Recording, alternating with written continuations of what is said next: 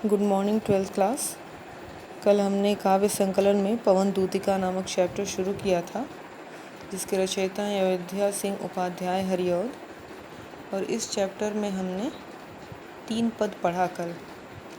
हमने कल पढ़ा कि श्री कृष्ण मथुरा चले गए हैं और वहाँ जाने के बाद उन्होंने कोई संदेश नहीं भेजा। कृष्ण के मथुरा जाने से और उनके कोई संदेश न भेजने से राधा अत्यंत दुखी हैं। उनका वियोग का दुख जो है वो बढ़ता ही जा रहा है। तो वो अपना संदेश भेज रही हैं। किसके द्वारा? पवन के द्वारा। वो पवन को दूतिका बना रही हैं, संदेशवाहक बना रही हैं। तो उनके द्वारा वो संदेश भेज रही हैं।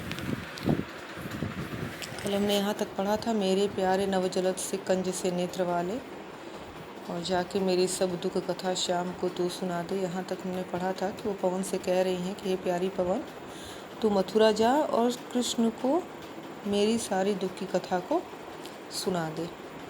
तो आज हम पढ़ेंगे चौथा, ज्यों ही मेरे भवन तज तू अल्प आगे बढ़ेगी।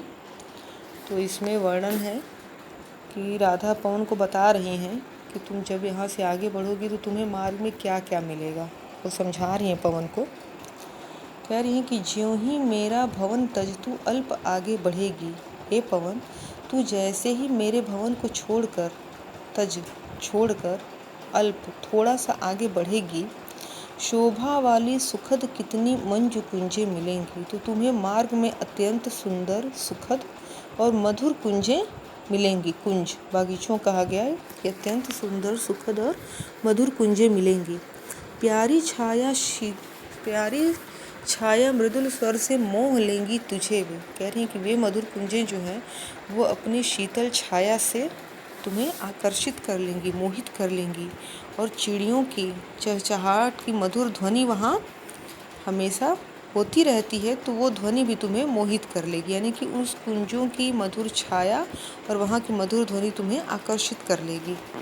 तो भी मेरा दुख लख मतलब देखना, ध्यान करना। यानी कि तो भी तुम मेरे दुख को ध्यान में रख करके वहाँ जा न विश्राम लेना, वहाँ जा करके विश्राम मत करने लगना। अगला देखिए, थोड़ा आगे सरस रव का धाम सतपुष्प वाला। धाम यहाँ पे कहा गया है वृंदावन धाम को। कह रही है कि थोड़ा आगे सरस रव, सरस मतलब मधुर, रव मतलब होता है शब्द। सतपुष्प वाला, मधुर फूलों से लदा हुआ, सुंदर फूलों से लदा हुआ। अच्छे अच्छे बहुद्रुम, द्रुम मतलब वृक्ष, लतावार मतलब लताएं, सौंदर्यशाली मतलब सुंदर। कह रहे हैं कि तुम जैसे ही थोड़ा सा आगे बढ़ोगी तो तुम्हें वृंदावन धाम मिलेगा, जो चिड़ियों की चहचहाहट से गुंजायमान होगा, मधुर पुष्पों से लदा होगा, जहाँ सुंदर सुंदर वृक्ष और लताएं होंगी। प्यारा वृंदा विपिन मन को मुग्धकारी मिलेगा। वह प्यारा वृंदावन तुम्हारे मन को मोहित कर लेगा, आकर्षित कर लेगा। आना जाना इस विपिन से, विपिन मतलब वन, जंगल। कह रही हैं कि तुम उस वन में आना जाना, भ्रमण कर लेना, मुह्यमान न होना। मुह्यमाना मतलब मोहित। तुम उस वन में भ्रमण कर लेना, लेकिन उसमें मोहित मत होना।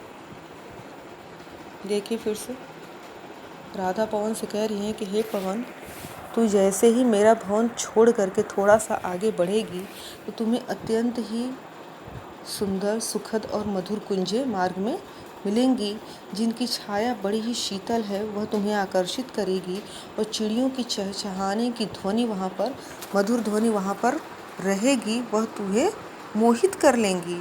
लेकिन मेरे दुख को ध्यान में रख करके तुम वहाँ पर विश्राम मत करना। तुम जैसे ही थोड़ा सा आगे बढ़ोगी तो मधुर ध्वनियों वाला और अच्छे मधुर पुष्पों से लदा हुआ तुम्हें वृंदावन धाम मिलेगा, जो सुंदर वृक्षों से भरा हुआ है और सुंदर लताओं से भी भरा हुआ है। वह प्यारा वृंदावन तुम्हारे मन को मोहित कर लेगा। आना जाना इस विपिन से मुह्यमाना न होना। तुम उस वन में आना जाना, उस वन में भ्रमण कर लेना, लेकिन आकर्षित होकर वहाँ रुकना मत। ठीक है, अगले पद की व्याख्या मैं नेक्स्ट वीडियो में करूँगी।